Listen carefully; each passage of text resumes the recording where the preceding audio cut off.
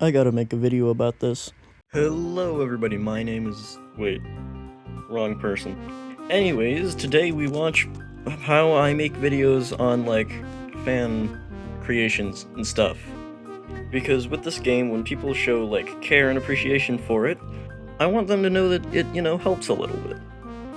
So here we have a really cool build titled Scavenger Optic. It's by Mr. Marshmallow, and I highly suggest that you go watch the original video for this thing. It covers the model pretty in-depth in a way that I probably won't have, like, the time to do here. Okay, well, it's a YouTube video. I can make it as long as I want. But I also don't want to accidentally make this video take too long to where I get demotivated and I accidentally forget to release it entirely. Anyways, that's not the topic of this video. This guy is. So I think I'm going to probably start off with what I like and stuff with the model, which is basically everything. Alright, so first off, we've got a very strong gold color scheme, which is pretty neat because there aren't actually many characters in Robot Run with gold on them. The angled torso is a technique that I think is really cool, and I think it adds a lot. He's also got this really neat thruster looking thing, which I imagine he can probably dash with in battle. Speaking of battle, there's this arm blade, which is pretty neat. And speaking of battle, we've got the gravity blaster. To my knowledge, the general idea and understanding of how it works is it basically uses magnets to throw stuff around or pull stuff in.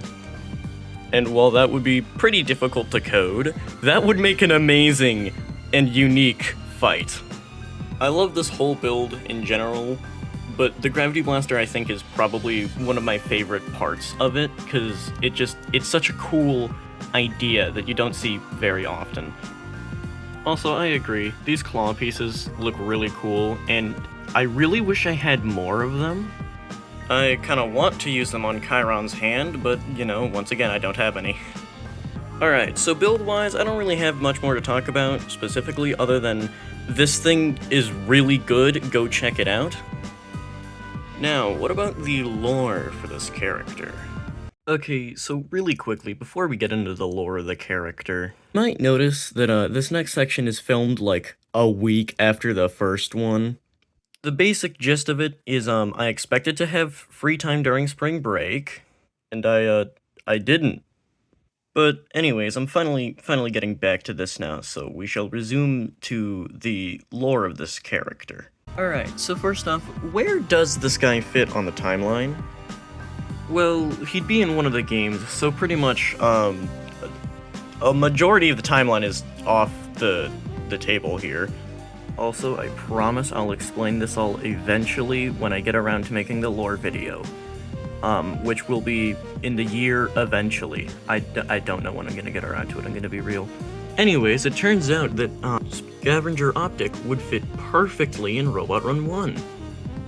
He'd probably be like a boss fight halfway through the game-ish. I'm not entirely sure when, but sometime then.